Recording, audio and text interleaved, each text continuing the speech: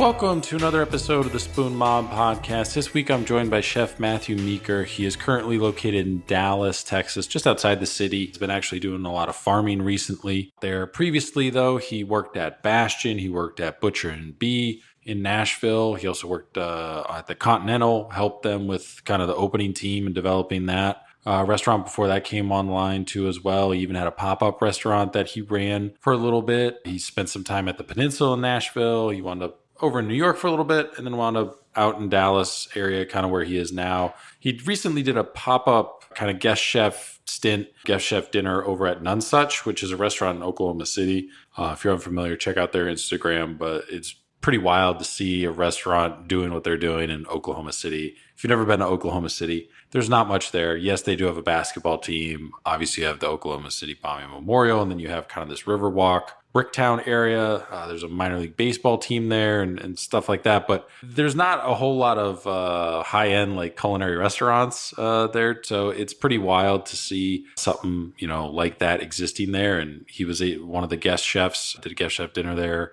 Brian Baxter did one from the Catbird Seat too as well. And there was a handful of other people, famous chefs, and they usually continue to do them. But wanted to have Mathew on just because he's worked at some of the restaurants that we've eaten at in Nashville, and his food looks amazing. He kind of reposts some stuff over his culinary career still to this day as he kind of looks for his next journey, adventure, opportunity, kind of what comes next. But he's been doing some farming and stuff, which is pretty cool to kind of follow along with him kind of getting into that space and figuring out growing different ingredients and what all goes into that, and just kind of filling out his repertoire of things that he'll probably use towards his next venture, whatever it is, whatever restaurant he winds up working at, if he opens his own place or whatever. So we kind of talk about all that stuff, but that's kind of wanted to have him on. So it's just a cool conversation with a cool dude who's down to do it. And that's kind of half of what this podcast seems to be, is just cool people being like, yeah, sure, that sounds fun. And then they jump on the microphone and we just have a conversation about their career and food and stuff. So you can follow him on Instagram.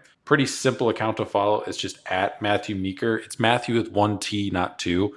So it's at Mathew.Meeker. You can follow us on Instagram too as well, at Spoon Mob. You check out our website, spoonmob.com. Make sure to follow, subscribe to the podcast, wherever you get your podcasts from. Stitcher is shutting down, so if you do use that platform, make sure you switch to something else. You have till, I think, the end of August before that shuts off. But we're on Spotify, Google, Amazon Music, Apple Podcasts, obviously, all the smaller ones, Pocket Cast, Podcast Republic. Anything that plays podcasts, you can pretty much find us on. If for some reason you can't find us, just shoot us a message through the contact portal on the website or via email and let us know what you're trying to find us on and why we're not there. If it's not updated, the most recent episode or something, we'll take a look at it. But everything should be good to go. I always pretty much monitor that stuff continuously. But the website also, in addition to the contact portal where you can write in, there's chef profiles up there. So everybody we've had on the podcast, they have their own landing page. So link to the episode that they were on, food photos, wine photos, if they were a cheesemonger or a fish distributor, whatever. If whatever photos we have from their business up there, we usually make their way to Instagram, but it sometimes takes a little while. And all the contact info where you can find them, usually to their Instagram, and the Instagram can kind of take you to their website or what have you too as well. We usually kind of mention that too in the show notes. If you're looking for their website or whatever, it's usually in there. Yeah, so check that out. We always kind of keep it up to date with bits of news that come out about somebody since they've been on the podcast or whatever. So make sure you check that out. But without any further delays, here is my conversation with Chef Mathew Meeker, who you can currently find on Instagram and located out in the Dallas, Texas area. Thanks again for coming on the podcast, taking some time out of your day to jump on, chat about your career and everything. First, I think discovered you through Instagram, probably like a lot of people. You spent a lot of time in Nashville working at different restaurants and stuff. And I think you're now in New York, right? You're in Brooklyn? So I'm actually in Texas now. I was in Brooklyn for a while. It was Nashville, Brooklyn, now to Texas. It's been a crazy year and a half or so. Well, I want to get to what you're doing now because I think the last thing that I knew of, you did a guest chef stint at Nonesuch in Oklahoma City. I think that was after your pop-up and everything, and then kind of been doing some other stuff. So I want to get into all that, kind of what you're doing, what the plans are. But I always like to start at the beginning with everybody, kind of how they first got into the industry. So how did you kind of first get interested in cooking? Was it just through family? Was it working in restaurants during high school? Like, how did all that materialize for you? So I grew up in a really small town in West Tennessee. town called Huntingdon, about 3,000 people. And my family, lots of cooks, my family, my mother, my grandmother, aunts, uncles, I always grew up around food, always loved eating food and was always in the kitchen. The kitchen was sort of the focal point, or like the communal, room in the house, right? So I just grew up around food. I was really interested in cooking as a kid. I got to cook with my family a lot of really great cooks in my family as well. But I sort of had this idea in my head, that I wanted to go to culinary school, after high school, which I kind of wrote off as a pipe dream. I did fairly well academically in school. Society sort of tells you if you do well in school, you keep going to school forever and ever and ever, and you become a doctor or a lawyer or whatever. So I felt inclined that was the course that was predetermined for me to take. So after I graduated high school, I was studying sports medicine, which was cool. I had a good time doing it. I was in school for about 2 years, but I just wasn't super passionate about it, man. I felt like I was being told what to do. I felt like it was something that I had to do and it wasn't something that I actually wanted to do. And so I ended up dropping out of school, but much to my parents' dismay. And I moved to Nashville. At that time I was living in Clarksville, Tennessee, 19 years old. I'd done a lot of undergrad stuff before school. So I was a couple years in, but I'd only been there for about a year. Moved to Nashville and I got a job. It was funny. I was actually looking for landscaping jobs on Craigslist because I moved to Nashville with no job. And I was like, man, I don't know what am I going to do now? I was looking for landscaping jobs on Craigslist. An ad popped up, for Butcher and Bee in Nashville. They were hiring, for a prep cook. And so I applied for the job. I had no idea, absolutely no idea what the dynamics of working in a professional, restaurant, a kitchen was like. So I showed up for the first day. I went to Walmart and bought like a white shirt and, black pants and like the cheapest black shoes they had. And I had a stage. I didn't know what a stage was. They just told me to come in for a stage. And I was like, awesome. I'm just going to show up. I think a lot of times showing up is 90% of the battle. So I showed up, for the stage for the prep cook job. I cut off the tips of both my thumbs during the stage. I was bleeding everywhere. It was a huge mess. I almost passed out. I was terrified, just utterly terrified being in this environment, but also loved it. Was so enthralled by everything that they were doing there. And they ended up offering me the job after I cut my thumbs off. It was, we wrapped them up or whatever. And I didn't want to leave. They tried to get me to leave. And I was like, no, I don't want to leave. I want to stay.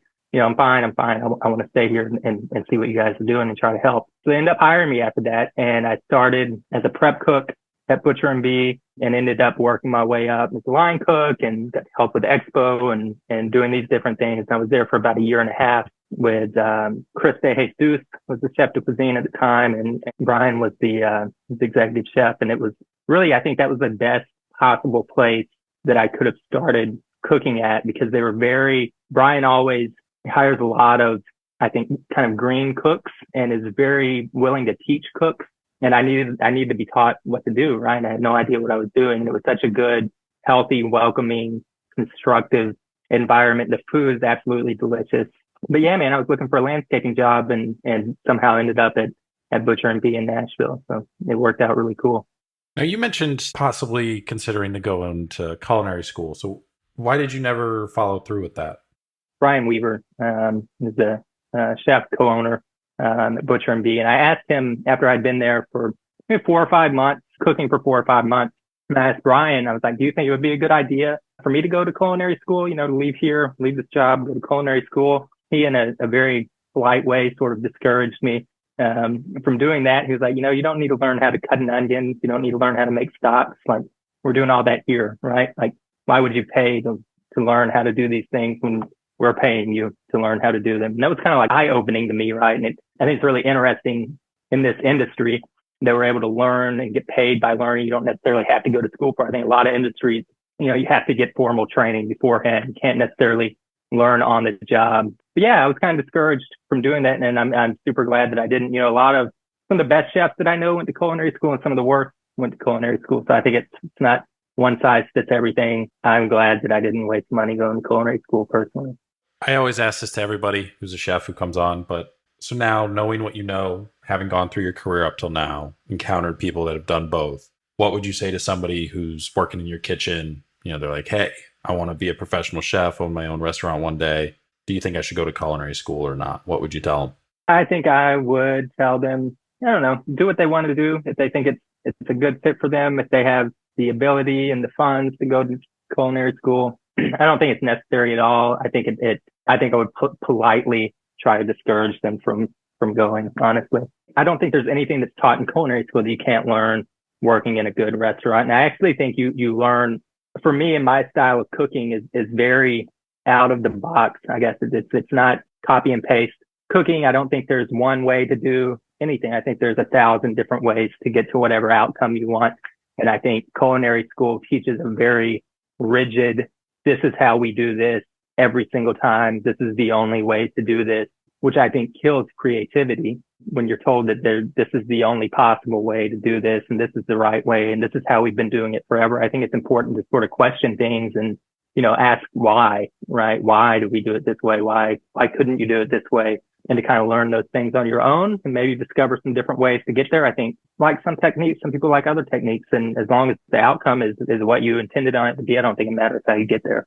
Did you have a moment when you were in college, you're going for kind of sports medicine, like you mentioned, you knew you weren't really into it, but did you have a singular moment or anything that you look back upon and you're like, that's kind of the moment where I decided, yeah, I want to go into culinary arts and everything and leave behind kind of sports medicine?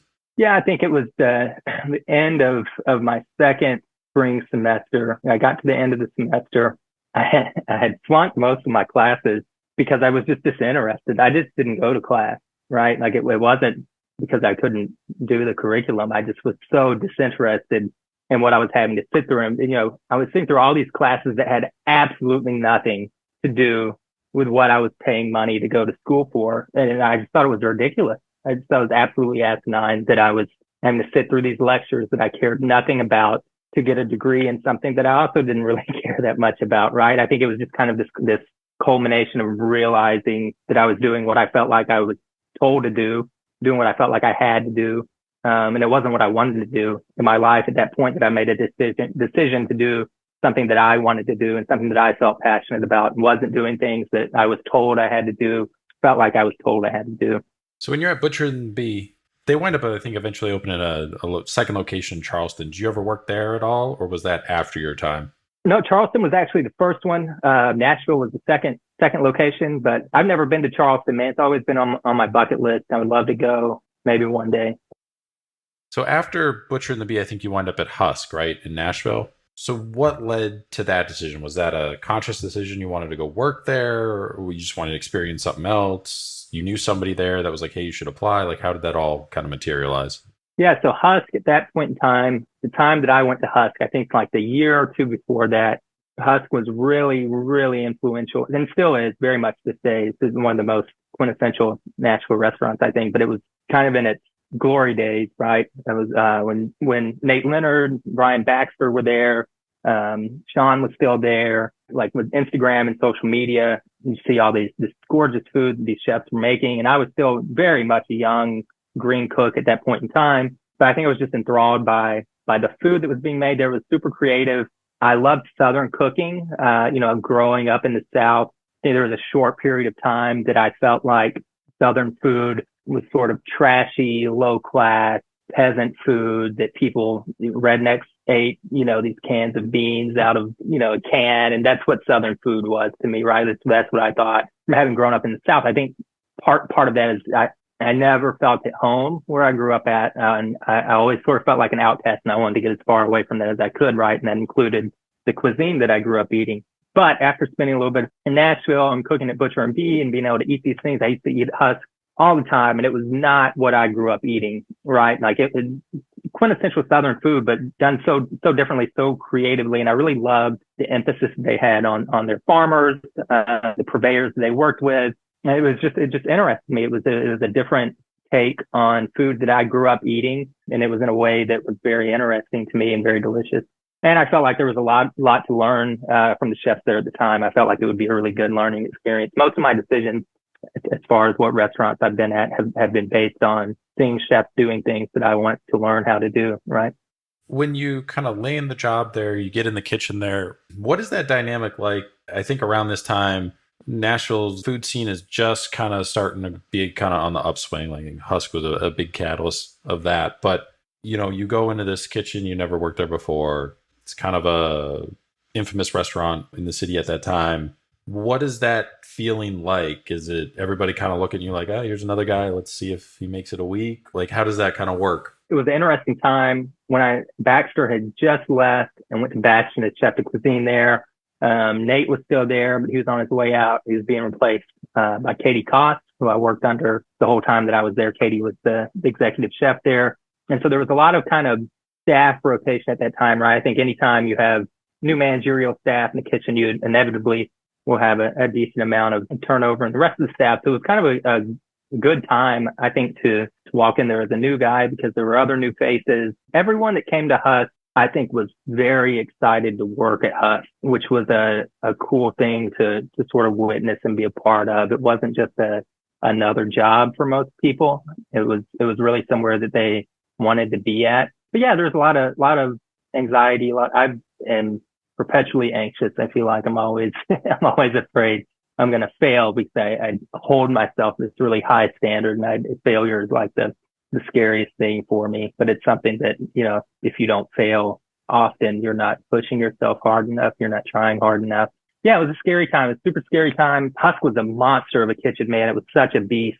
It was just, there's like 3 fires going at any point in time all throughout the kitchen and outside. There's tons and tons of staff, 3 different kitchens throughout the building. And it was just there was a lot of sort of sensory input coming from Butcher and B, which also was a huge kitchen as well, good sized kitchen.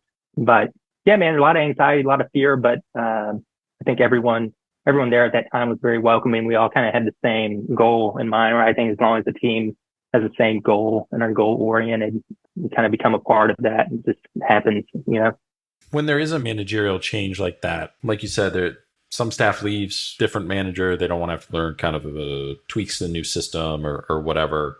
They also, that new manager is probably recruiting some people from around town that they know that they feel like they can trust and are reliable or talented to kind of bring in. So is there an influx of kind of movement in a city's restaurant industry when kind of chefs start moving, managerial starts changing? Like, is that kind of like the opportune time for people to, well, I wanted to experience something else. I've been here for like a year and a half.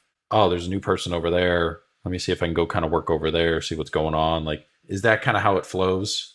Yeah, I think so. I would say so. I mean, I think change is almost always good in at least some way or another, right? And it at least is challenging, if nothing else.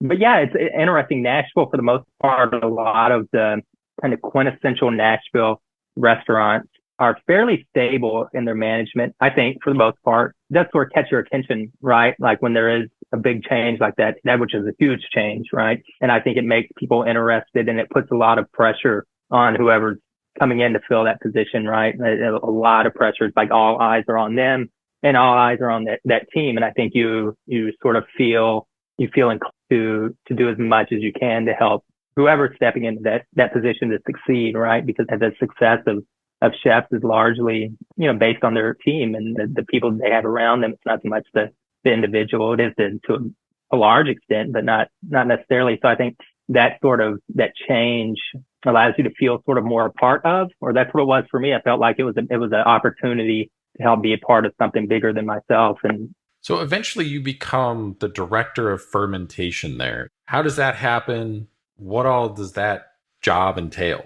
I've been there for about 6 months, maybe. I started as a prep cook and I was a prep cook for maybe like 2 weeks. And then they pulled me onto the line and, it was all over from there and there on out. But I worked the line for 5 months or so and, did well. And that was a kitchen that I felt like felt very natural. Cooking there was very natural for me. Cooking on with the fires and, having all this produce that we had from amazing produce from local farmers and beef from Bear Creek Farm and all these different things. It was very easy. It's very natural for me to cook there. And it was a lot of fun. I had a lot of fun cooking there. And I think I sort of grew very, very quickly, exponentially there. I've always been obsessive about cooking. Ever since I made the decision to cook for a living, it's just been an absolute obsession. It's all I can think about. When I'm at work, when I'm away from work, all I think about is food and cooking and just constantly, it's like a hamster wheel, in my head. I was spending a lot of time. I don't know if I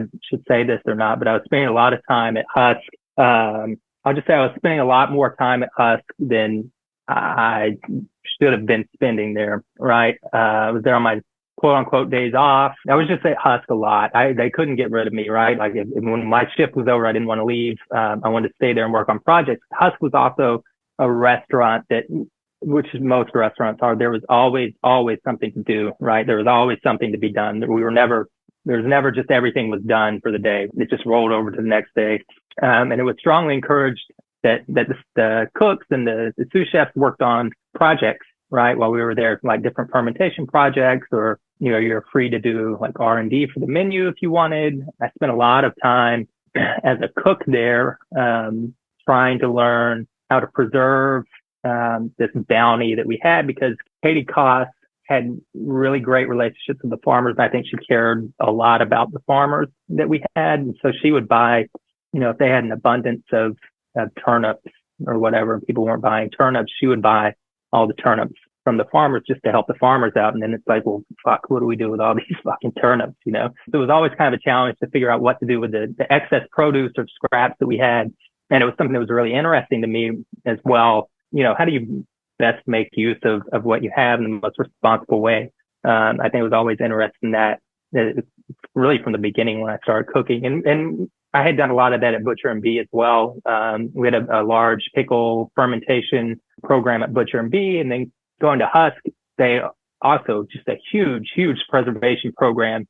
And Nate Leonard, the previous executive chef, he did a lot of the fermentation preservation at the restaurant. I think he was really largely the driving force behind that. He worked really closely with Sean, and they did a lot of things, the way Sean grew up doing them, and in different ways they learned and explored, how to do that the best way. So after Nate left, there was kind of this hole or this gap that needed to be filled as far as that part of the restaurant went. And I remember Sam Jett, who at that time was the culinary director for all of neighborhood dining groups. So all the Husks, Monero, all those different restaurants. He was there one week, hanging out for the week. And Sam is also just a genius when it comes to preservation and fermentation. He's a very knowledgeable individual. And I sat down and talked to Sam and expressed a lot of my interest in that, and, kind of had some different things that I had made and let him try them. And I think Sam kind of pushed Katie to have me fill that position for the restaurant, because it really did need someone to fill that position and to make use of what we had. So that's kind of more or less how it came about. And a lot of that, like I said, was just trying to utilize all this, the excess vegetables and protein and kitchen scraps. I remember we keep like 5-gallon buckets all around the line. So people, as they were doing the prep for service, would throw all their scraps in, and then I would get gifted these 5-gallon buckets of disgusting waste that I got to try to make into something delicious. The bar as well. I remember the bar used to juice tons of vegetables, beets and carrots and all these different things for their Bloody Mary mix. And then they would give me the pulp out of the juicer and their scraps, and I would make an amino sauce with koji that we would grow there. We would grow koji with different sort of heirloom grains that were indigenous to the region, and then would ferment the bar's Bloody Mary scraps with the koji, and then I would give that product back to the bar, and they would season their Bloody Marys with the Bloody Mary scrap, which we thought was pretty cool. But it was just I don't know, it was kind of, my job was just to find ways to use things that we didn't know how to use, basically. Fermentation, for the most part, just kind of trial and error. Just kind of throw stuff together and figure out, well, is this going to work? Is it not? I think 10 years ago, it was very much that way. I think now, I hate to say thanks to Noma. Noma's incredible, and they have done a lot for this, for the industry. And the Noma guide to fermentation, all that information became so readily accessible to every person in the world, right? And it is very comprehensive. It's not the end all be all of fermentation, but that one book alone has so much knowledge in it. We had a lot of resources before that book came out. Jason White, who is the director of fermentation at Noma, or he was the assistant. David Zilber was the director, but Jason was highly involved in the fermentation program at Noma, and Sam Jett knew Jason and had some communications with him. So we had this sort of wealth of knowledge and resources from Noma before that book came out that we got to use. And also, yeah, trial and error. A lot of it is not, people have been doing it for thousands of years, thousands of years. Vinegar has been around as long as fruit is a naturally occurring. You just leave fruit to do its thing, the yeast in the air, you'll end up getting vinegar at some point. You'll get some other gross things too if you don't control it, but you'll get some booze and you'll get vinegar. And, I think it's just kind of using the resources you have available. There's tons of knowledge of it out there. Sean and Nate had a really good program. So we had a lot of information readily available when I filled that position. And it was something that I had experimented with a lot too prior to that. I think it's trying to kind of get outside of, okay, this is how you make miso with beans and koji, and you have just white miso or red miso. I think that's like the base, right? And then the trial and error part comes into expanding on that. And well, what if we use cornbread instead of beans in this? What would that be like? Right. So we just use these techniques and these processes and kind of plug different inputs into the process. And that's the trial and error part of it. And I think that's the fun part of it, is using these sort of base techniques and these base methods that have been around, like I said, for thousands of years, and trying to make those work for what you have available, right? Because we didn't get a lot of soybeans in it. They grow soybeans in Tennessee, but not primarily for eating, more for fuel and whatnot. But do you still mess around with fermentation projects now, or is that something that you do a little bit of, but not as much as you once did? No, I still definitely lean heavily on fermentation. I still love it. I think it's become less of a novelty as it used to be 10, 20 years ago. I think it in a lot of kitchens, for a lot of chefs, it's just another tool in the box. It's like having great produce. It's like producing your own butter or doing these things. It's just another tool in the arsenal. So I do definitely lean heavily. That for me, when I cook, I really like being able to use product that's at absolute best as far as seasonality, and maybe seasoning it with itself from a past season, like seasoning strawberries with a strawberry vinegar from the year before, whatever that might be. So I think fermentation is extremely useful because it allows you to use waste or scrap products, like I did a lot of husk that otherwise would end up in compost or in the trash, be able to make something delicious out of it and utilize it to its full extent, but also to be able to have produce products that is in a really delicious form far outside of its season. That's where I find the usefulness in it, I believe. What's like the weirdest thing you've ever fermented? Deer penises. Did that turn out all right, or? Disgusting. Garbage. This is trash. It's so gross. What's the best thing that's like come out of one of the fermentation projects that you've done? Oh man. One of my favorites was a vinegar that I made at Husk. We were trying to sort of figure out how we could make a balsamic vinegar that was not made from grapes. We didn't have grapes at that time. The basic cider vinegar that we had, and I used roasted barley koji. The barley koji was from Proper Sake in Nashville from Byron Stitham, but roasted the barley koji, so it got really, really caramelized, really dark, kind of malty notes. And it was that and oat chips. And for whatever reason, however it turned out, I don't know why it turned out the way it did, but it was so reminiscent of balsamic when it was done. It was really amazing. It was like thick and syrupy the way balsamic is, I'm sure from the koji. That was a really good one. I don't know. There's been so many, man. It's a lot of them are really yummy. But that was a cool one for me. That was our version of balsamic at that time. So I think next stop for you after Husk is the Peninsula, right? So how did you kind of wind up going over there for a bit? Yeah. So Peninsula, I think at that time, Peninsula had been open for maybe a year, maybe 2 years. It was still fairly new. It was a restaurant that was very popular with the industry folks in Nashville and people from out of town. It was kind of like a really well-kept secret. It was not a super crazy busy restaurant. You got a lot of industry people in there. Every time that I ate there, the food was phenomenal. Super interesting to me. Jake Howell, the chef there, cooks food that I have never tasted before in my life. I've still never tasted food that tastes like Jake Howell's food does. They made a post that they were hiring. I'd been at Husk for, I don't know, a year or so. But the thing with Peninsula was at that time, there were only 2 chefs in the kitchen. There were no prep cooks, no line cooks. It was Jake and one other cook, maybe 2 other people, but very, very small kitchen. And so therefore there were not there weren't many openings there. They weren't hiring, new staff every month, and they had people leaving and coming and going. And so it just seemed like a really good opportunity when that presented itself. And it seemed like an opportunity that would be, wasn't going to be an easy place to get into a year later or whatever if I wanted to.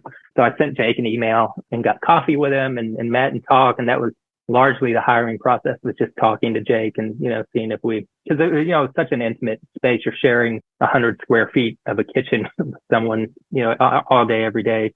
And I did a little tasting for him too, made a few dishes to see if they would be something that would kind of jive and it made sense. And it did. So I ended up, coming on board Peninsula. It was me, Jake, and Nick. Nick was there were three of us at the time when I came on.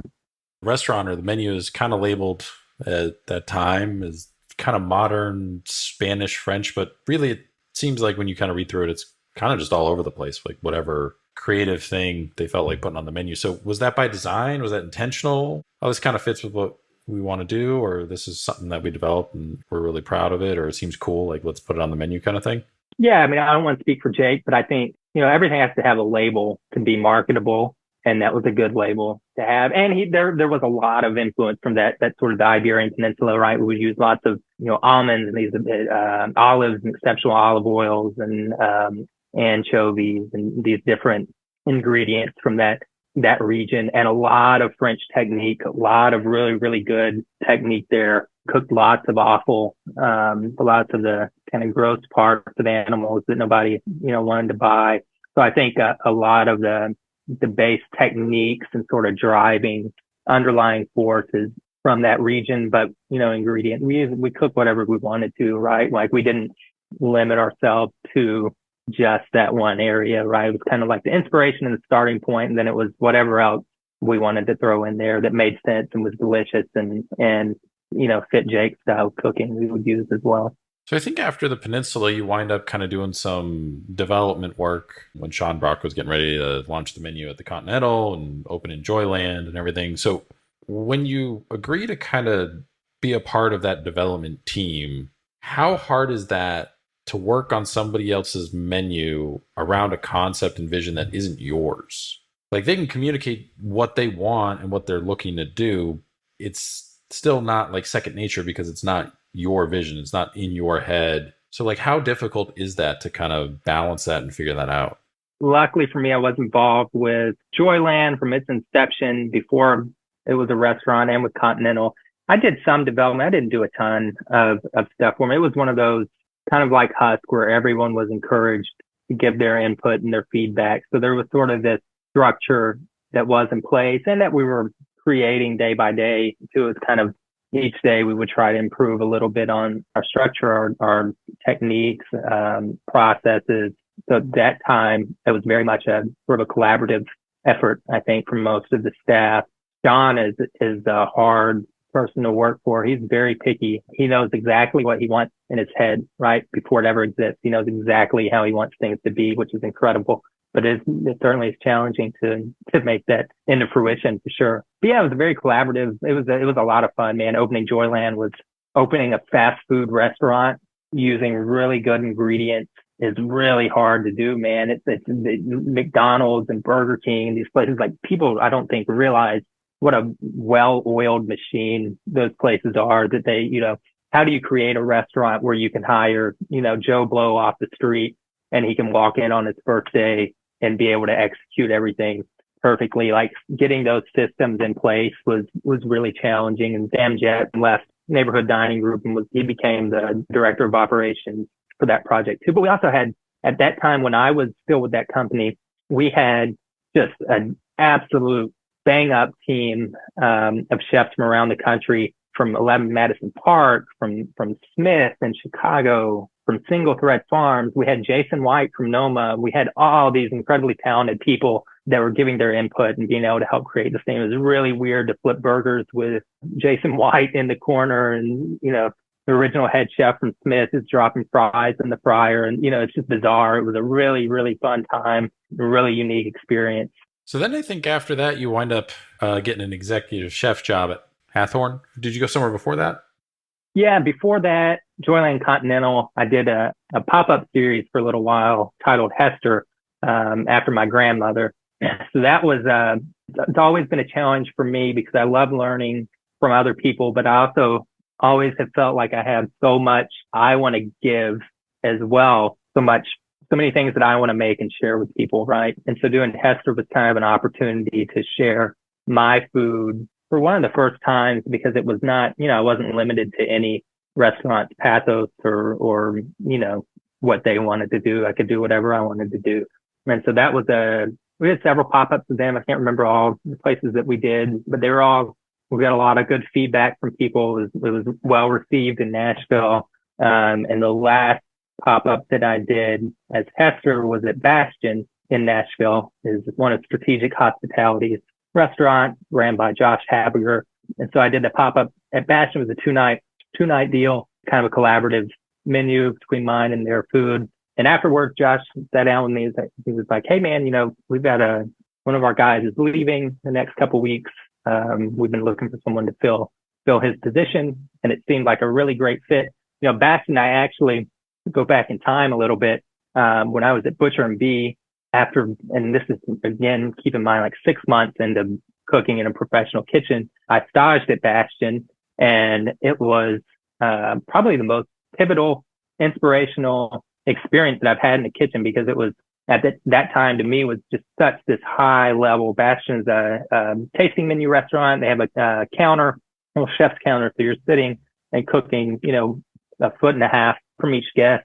And the food, to me, it was just mind blowing. I couldn't wrap my head around how they were making food like this. I'd never seen food like they were making there before. So staging there was just really, really inspirational to me, really, I don't want to say life changing, but it was in a large way. So fast forward a few years later, and I was given the opportunity to work there.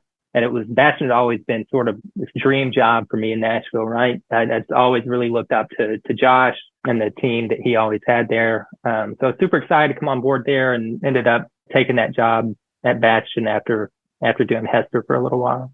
So with the pop-up then, because I thought the pop-up came after Hathorn. So when you're doing the pop-up, like you said, it's the first time you kind of get to cook your own food.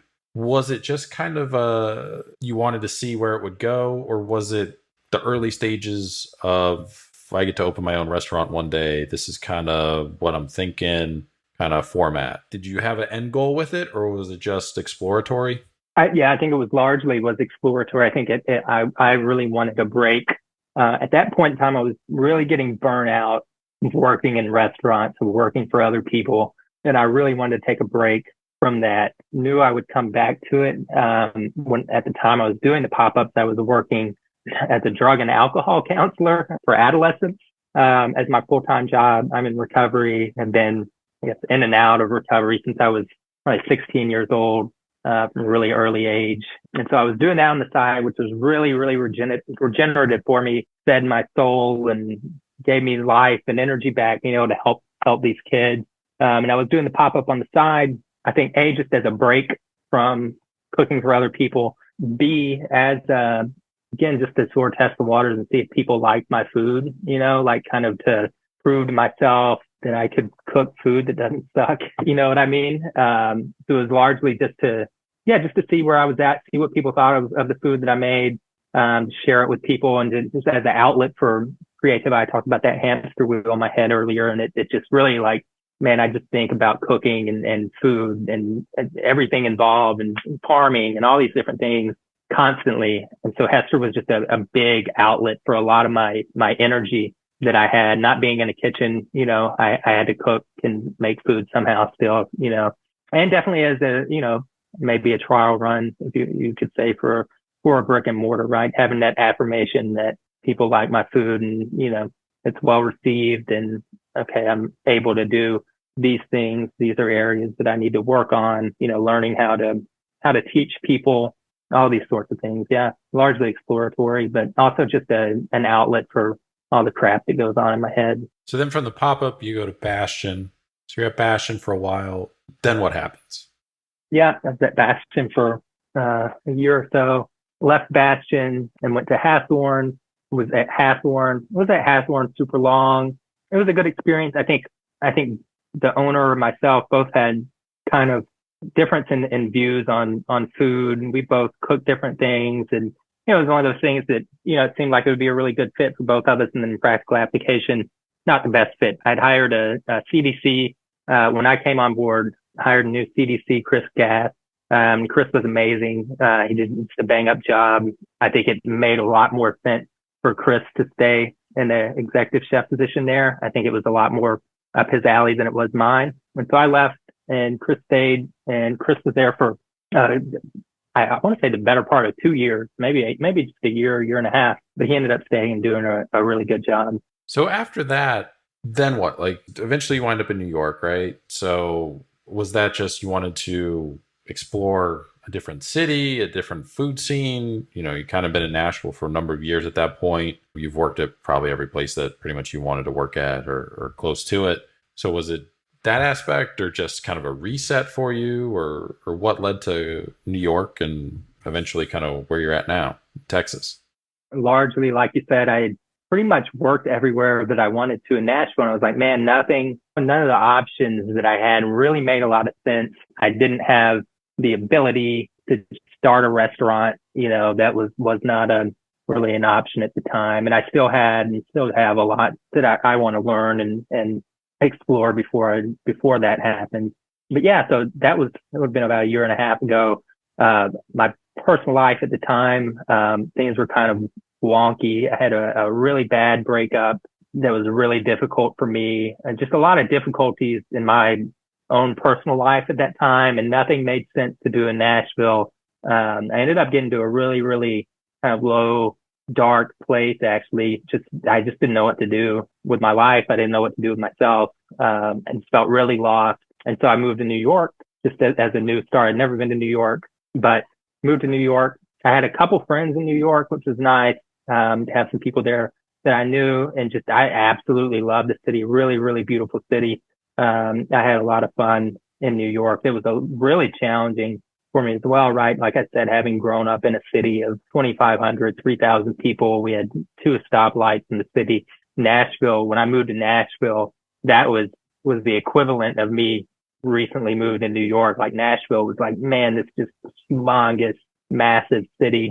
And so when I moved to New York, it was largely the same thing. It was a huge culture shock, a lot of that anxiety, but it was just so beautiful, man. I really fell in love with that city, and had a lot of fun while I was there. A reset, inspiration, I just needed a change of scenery. I felt like I didn't have any options left in Nashville, and I'd never worked in a Michelin star restaurant before. The guide doesn't exist in Nashville, and I had friends that had, and knew people that had worked in 2 and 3 1-star restaurants. And I was really curious what the difference in a restaurant like that was versus restaurants that I had worked at. And so before I moved to New York, I staged at Smith in Chicago and had a blast at Smith, and then went to New York, and was at Oscar in New York. And it was really a good learning experience, man. It was really eye-opening to see what all goes into running a restaurant at that caliber. Yeah, so I was in New York for the better part of last year, I guess. What led to you kind of deciding to make your way out to Texas from New York? I mean, New York is, as so many people say, it's a place where very few grow up there in terms of like being born, raised, and staying there their entire life. But there's a lot of people that you eventually kind of reach a point where you need to, leave New York before kind of New York chews you up and spits you out in a way, kind of thing. So what led to deciding to go to Texas? So I was born in Fort Worth, Texas. My family relocated when I was really young. Maybe I was an infant, but I have a lot of memories of being here as a kid. I've always had a lot of family here, kind of go back and visit throughout the summer. But my mother and some other family had some health issues going on. They need a little bit of help. I felt like, again, just it would be a good experience, kind of continue to reset, continue to get grounded, and sort of figure out exactly what direction I wanted to continue in. So I came out, and it would just be a break. I felt like it would be not easier in the sense of not wanting to do something hard, but just a break from what I was doing. So I came out here to help some family and spend some time with them. Decade, I haven't got to spend much time with family at all. I could probably count on one hand, how many times I've gotten to see my family in the last 10 years. So it's been really amazing. Even as a kid, man, I did I was always kind of doing my own thing. I had a lot of struggles, and challenges, in my childhood, my adolescence, and wasn't around family a lot. Even if I was there, I wasn't really there. You know what I mean? So it's been good to sort of have the opportunity to sort of, I don't want to say make up for lost time, but just to try to be here when they need me. Right. So I've been out here cooking Mexican food and looking at cows, and it's been cool, man. I have when I grew up, we had a on and off the different places we lived, but we often had a farm. We raised quail for a little while. We always had a little garden. My grandmother always had lots of flowers and these sorts of things. So I always grew up around agriculture in some way or another. And when I moved out here, it was a big goal of mine, to have kind of my dream garden that I always wanted to have. That, living in Nashville, I always lived in an apartment. I always had a little, little herb garden or whatever, but I have never had a proper, vegetable garden. So a huge backyard here, and have just this amazing garden that I spend pretty much all day, every day working in the garden. Has been really, really good for me to kind of have that connection with food too, because Frederick Berselius said in the interview one time, he said basically most people generally have no idea where food comes from. And I think that is largely true, right? Like it doesn't grow behind Walmart, they just don't know where it comes from. And even growing up on a farm and all that, that farming is a lot different from gardening, and organic gardening is a lot different than conventional gardening. And the fully organic garden, I'm making all my own compost and trying to do things as responsibly and sustainably as I can without using, pesticides and all these different things. And it's such a challenge. Every day is a challenge. Like I find something that's getting attacked by slugs or whatever. And, there's always it's constantly problem solving, which I didn't realize ignorantly. I didn't realize that was what this was going to turn into. There's just a lot of problem solving gardening is, I feel like. But it's been a lot of fun, man. It's been a lot of fun having this garden for the last, I guess I've been here for maybe 6 months or so. I've been out here. But yeah, so that's what I'm doing right now. I'm just gardening and cooking Mexican food and having a lot of fun doing it. So do you think, you'll eventually go back into restaurants and run a restaurant? Or do you think that'll be in Texas or potentially somewhere else that you've never kind of worked before? Or doing all this reflection and kind of self-analyzation that you've done over the past, or probably since COVID, like so many people, where do you think your direction's headed? Yeah, that's a great question. And I ask myself that a lot, right, every day. Definitely will end up back in restaurants. I just did a pop-up October at None Such, in Oklahoma City. It was such a blast. I had a really good time with the team there. That was an eye-opening experience. Oklahoma City, state of Oklahoma. I don't know if you realize this, but there's not a lot of fine dining in that state. No, I've been there. There's not much in Oklahoma City outside of like kind of the Riverwalk area. So then when you see something like None Such, or there's another place, I think Sedalia, there's like a couple places and you're just like, how is this here and why? And like, obviously you want it to stay and thrive and everything. And everybody needs a place like that. But when you find those kind of really awesome restaurants in these mid-sized cities, you just kind of scratch your head and you're like, how did it wind up here? Like, what's the story kind of thing?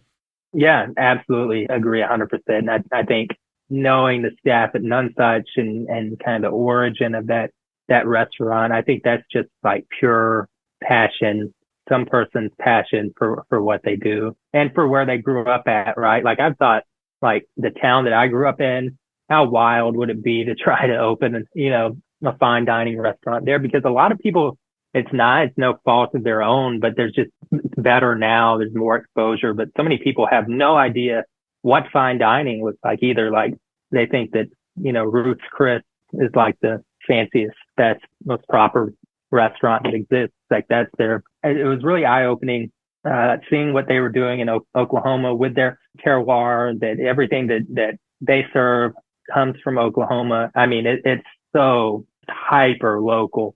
But I mean, you locality in restaurants is like, it's almost a given now. I feel like it's kind of like the farm to table thing. Like everybody is working with farmers for the most part. Every independent restaurants, they're working with farmers and they're sourcing things locally, but nothing like even when I was at HUD, nothing like what they were doing in Oklahoma. I mean, if it doesn't grow, if they can't get it within 50 miles of the restaurant, like they're not serving it, which is very challenging to do, especially, some things have really short seasons. Sometimes you just like all that's growing is lettuce. Like that's the only thing that can grow. And so they use a lot of preservation techniques as well, lots of fermentation and pickles and things as they have them, and tuck them away for when they don't have anything, which I really enjoy. That style of cooking. It's resourceful and it's thoughtful and it's challenging and it's sustainable.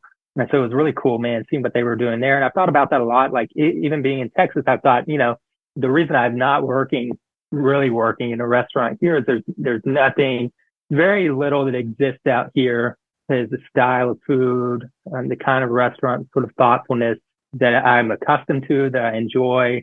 There are some awesome restaurants, Austin, Dallas, really awesome restaurants.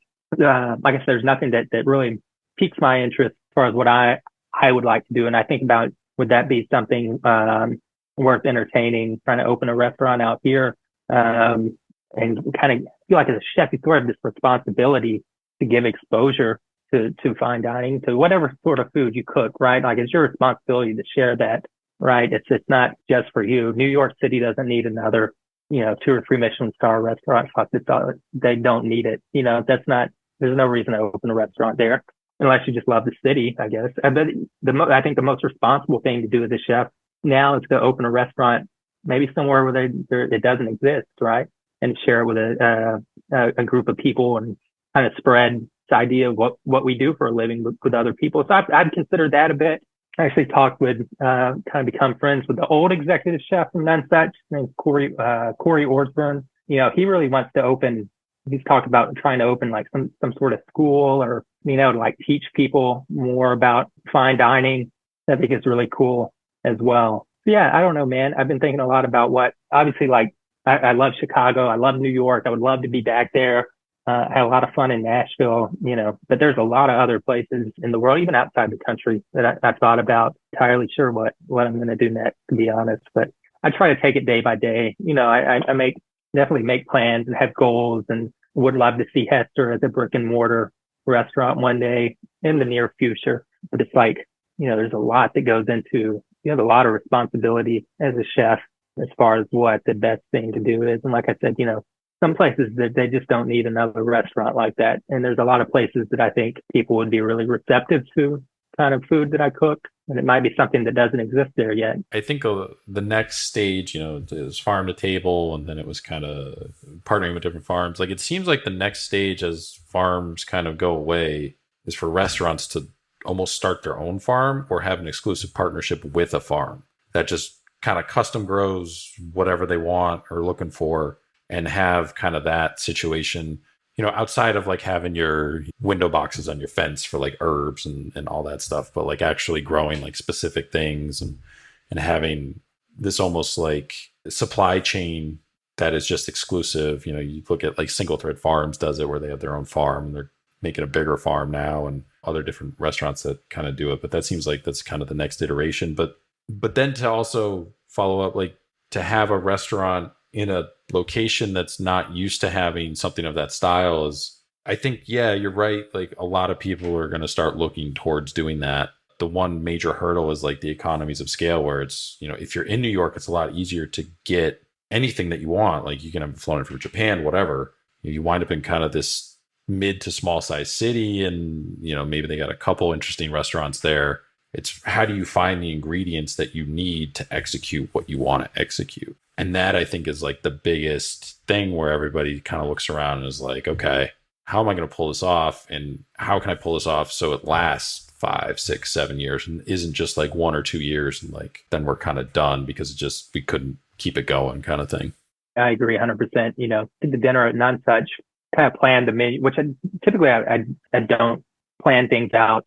Plan menus out day by day, week by week, whatever we have, whatever comes to mind, we'll get it in or whatnot. But we kind of planned that menu, and then it was like, it kind of came down to it, and we were like, oh shit, man, like we can't. It's really hard to get some of this stuff, just because of the location, and like it really is. I even like sourcing, try to like source some stuff for it myself, and it's just so expensive to source things, places like that. And I think that's when, you have to make a decision of, like they have and have done very well, like we either are going to cook what we have available right here, and it's what we have to offer, You either like it or you don't. We're not going to, buy, shipping caviar and fish from Japan and, put truffles on everything. And as much as I love those things so much, I love cooking with these sort of luxury ingredients and they're delicious. And, I like that kind of food, but I also really appreciate food that's more humble in a way. It's more challenging to challenge yourself. I think you have to be willing to sacrifice some things in a way. If you want to look at it as sacrificing, these sort of ingredients to do something like that. And then it really does, like you're saying, having your own farm and stuff. I think, Dan Barber with, Blue Hill at Stone Farm is one of the most important chefs in the world, really, right now. I think what he's doing as far as his research on vegetables and produce and farming and sustainable, responsible farming and the food that he serves is I don't want to say it's simple food, but I think I've heard him say it's simple food. So I'm going to say that it's gorgeous food that really highlights what they're able to grow and highlight sort of all the advancements they've made. Like Row 7 Seed partnership with him, they sell these all really amazing vegetables that they've sort of created that are just, they're phenomenal. They're so good. I think at some point it's not going to make sense for everywhere to serve caviar and truffles and, fish from Japan and all this imported stuff. Like in a way, I think that makes those things less special when they're everywhere. I think a lot of people have a misconception that if you put caviar on something, it's automatically like a delicious, awesome, dish. And that's not at all the case. You just have to be able to kind of accept the challenge to cook with what you have, to think about what can be grown there. That was a big thing they talked about in Unsuch, is it's not so much what grows in Oklahoma so much as what can grow in Oklahoma, because there's a lot of, some things that are native to Oklahoma and, foraging. I really enjoy foraging things, and we got to forage a lot, when I was there for the dinner, and used a lot of resources that just grow naturally in the wild there. And I think there's so much of that everywhere that people don't realize how many different plants and herbs and vegetables and different woods and stuff is just available without cultivation, that you can kind of tap into. And I think that's when you start tasting food that's interesting and unique and different, is when you're using what's available and you're not sourcing, stuff from all over the world. You source things from everywhere. You have these restaurants that, like, the food just all tastes the same because they're getting all the same products from everywhere. They're seasoning everything the same vinegars, and they're using the same, these really great products, but everybody's using the same things. It's like, that's not very interesting. It's not very challenging. It's more challenging to use what you have available without bringing a lot of stuff in. And I think also too, especially in like the fine dining sector or even just elevated dining, like you kind of touched on, it can become, I think the word is formulaic, where, oh, there's this thing with caviar on it, then this thing has truffles and da da da da da da da, and you can just see the menu in your head right now, and you're like, okay, like it's probably all going to taste great, but it's like, what's unique aside from, all right, you have all these expensive ingredients, or maybe there's some things that are hard to find, but if it's all just kind of the same, you could find at 4, 5, 6 other restaurants around, the country that are in that same kind of category or whatever, like what's the point, kind of, in a way? Like, I guess from, a consumer perspective, you run into that probably, I would say, in like I remember Las Vegas, right? Like Guy Savoy has a restaurant there, and it's like, you could basically predict the entire menu. Like, did everything taste great? Sure. But it was also a very boring experience. It was very kind of lifeless, I felt. Some of you probably disagree with that, but it was just like, you knew all the steps that they were going to hit. And so it was kind of just like, okay. Yeah, no, totally. And that's, for me, that's like the antithesis of what I want my food to be. I agree with you 100%. And, social media, I think has been one of the best things for our industry as far as exposure and as far as resources, be able to learn things from people, at literally at your fingertips. But it's also been death of cooking, I think, because there's like food stylists and all these things that are just like, sometimes you'll see a dish, or I'll see a dish, and like, I can just look at it and know that it tastes like shit. It looks gorgeous and it's pretty and it has all these, flowers and stuff on it, but like, I know it fucking tastes gross. I think a lot of people don't know that, and they look at all this bad cooking, bad food, and they think that that's what amazing food is, and it's not. And it's just so easy it's like to fool people in a way, and to to thinking that, and again, it goes back to what I said, like that if you put caviar and truffles on something, like it's delicious, and it's not, it's, you're just wasting caviar and truffles on things. And people get kind of copy things they see off of social media and put it on their menu. And a lot of people love it. That's the other thing, man. A lot of people like bad food. A lot of people like bad cooking. They think it's great, terrifying. And I hate that. And I think that kind of goes back to like your responsibility as a chef to show people what good cooking actually is. The weird thing is, like, on the other side of that too, is there'll be people that see something or see a post or whatever, and they're like, well, that's not good. And like, you get it in anything that winds up on social media, but it's like, you'll get people that are just super critical or negative or whatever. I mean, that's just generally social media, I guess, but that's not good, or whatever this thing is bad. And it's like, but why?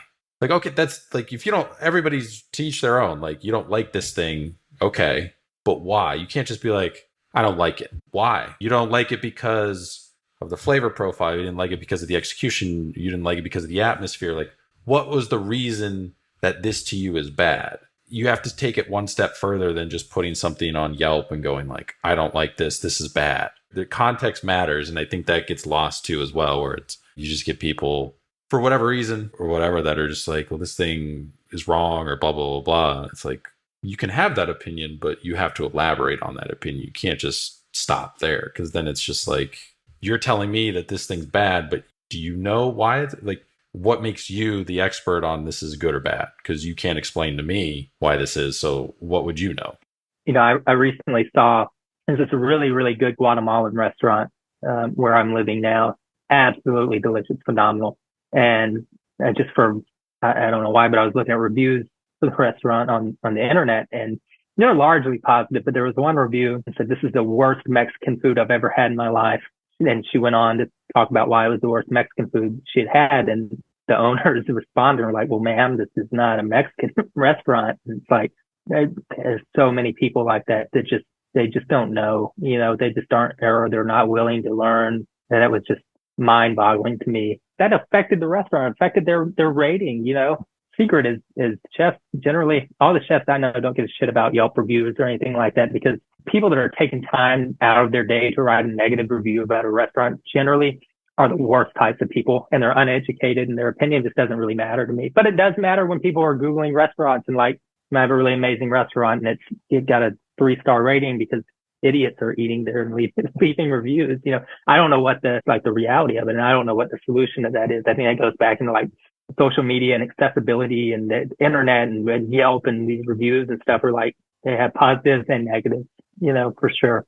I think fortunately we're past the point of Yelp mattering. I think it's kind of the snake that ate its own tail, almost, kind of in a way where nobody really pays attention to it. I feel like it's kind of almost fallen off into the abyss of the social media online kind of lexicon or whatever, where, you know, with like Instagram, I don't think people really pay too much attention to the comment section on stuff.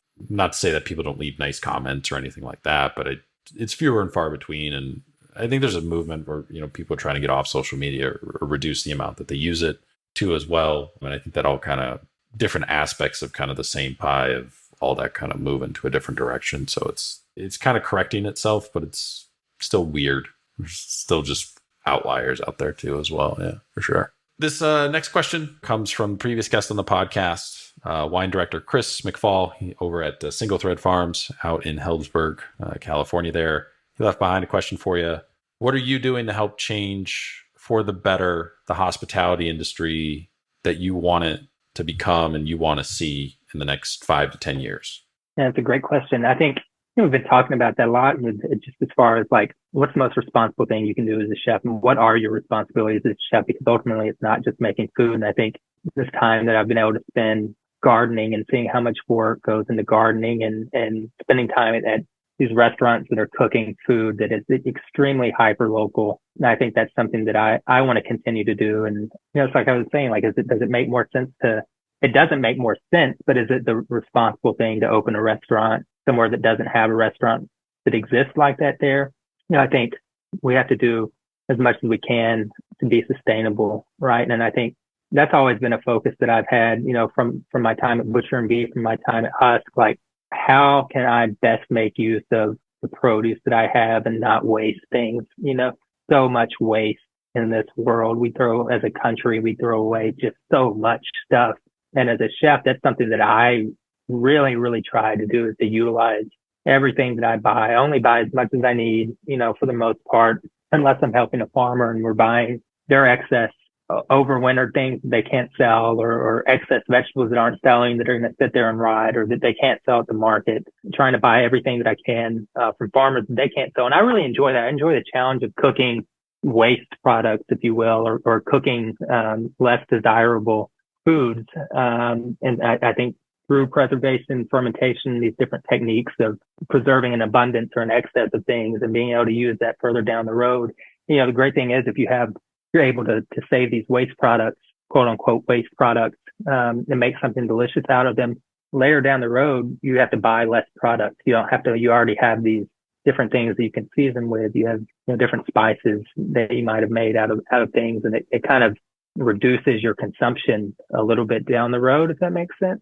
Trying to limit waste is a huge thing for me. And it's a huge thing for a lot of chefs. I see a lot of people, and I think Andy Dubrava does a really incredible job of utilizing everything. I got to bring him, he did a pop-up in Austin recently, and I got to go down there and kind of do some foraging with him and get some stuff that I had here that was growing. He wasn't in town long, and drop off some stuff for him. It was really cool seeing how he utilized every part of everything, that I gave him. And he does a tremendous job with that. And I think we have a responsibility to set examples for people. And I think also to make things accessible. Like, there's no reason why people that are cooking at home can't have a little compost bin set up on their kitchen counter and have a can outside that they can throw stuff in. And I think a lot of our responsibility is to educate people on how you sort of do those things.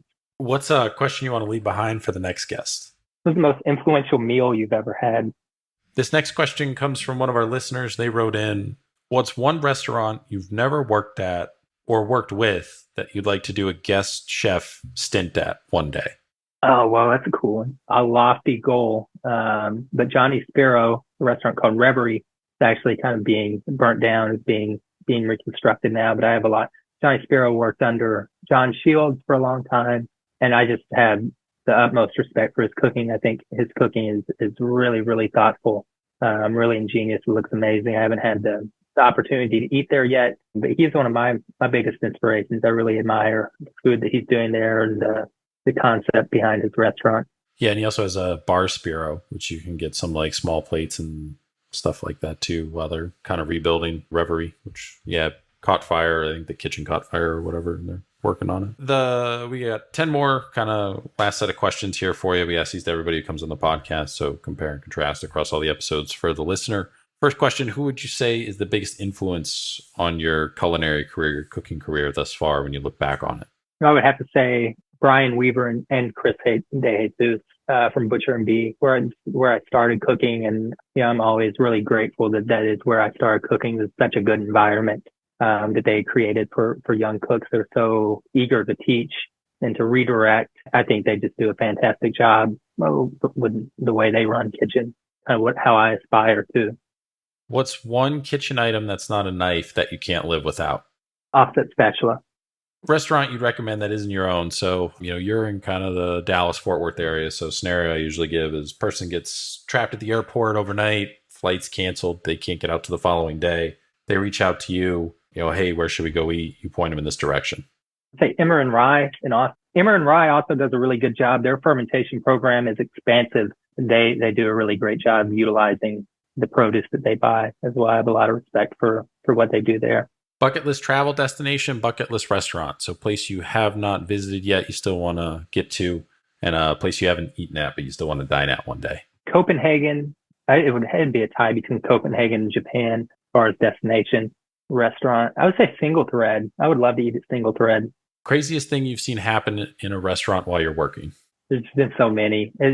One time I saw a diner who got just absolutely wasted and projectile vomited all through the dining room, and then kind of leaned her head back and threw up over her head in an arc onto the guests that were behind her. It was amazing. It was the craziest things I've ever seen. I don't know. It was a talent. She has a talent for the link, the distance that she was able to project. That was crazy, disgusting. Food or drink guilty pleasures, or anything like fast food, candy, whatever that you know is unhealthy for you, but you just can't help yourself? I'm a sucker for fruit roll-ups. I really like fruit roll-ups a lot. They're pretty good, really nostalgic. What is the one cookbook you think everyone should own, whether it's a professional chef, home chef, just somebody who enjoys cookbooks or whatever? Like, what's the one that you think is super important that everybody should have? One of my favorite cookbooks is the Franzen cookbook. Came out, I think, 2 or 3 years ago.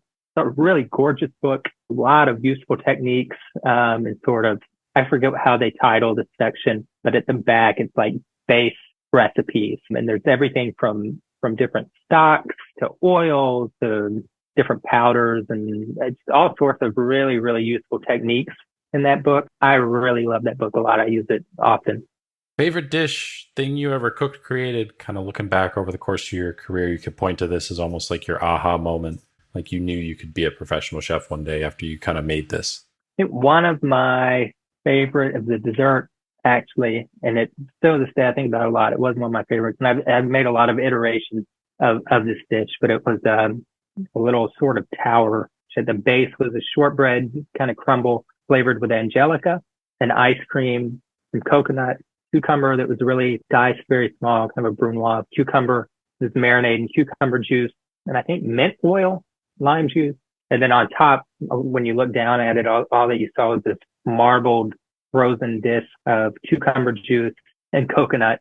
It was a really interesting dish, cucumbers for dessert. Most people don't associate that, but it was so refreshing. And I've kind of, a lot of times when I do a pop-up, because I know it's a reliable dish to execute, and you can kind of switch out the flavors of the disc and ice cream and stuff. But that was a favorite. That particular iteration of it was a favorite: cucumber, angelica, and coconut.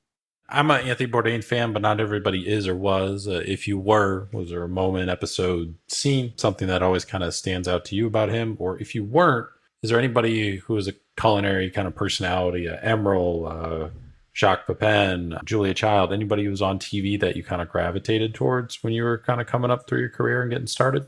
Yeah, I was definitely a Bourdain fan, and I don't know if I can give you one particular example, but I think what Bourdain did to make this industry and everything that goes into it, he was such a vast explorer of different cuisines, different places, everything from highbrow to lowbrow, and the accessibility and the exposure that he gave the industry just to the general public.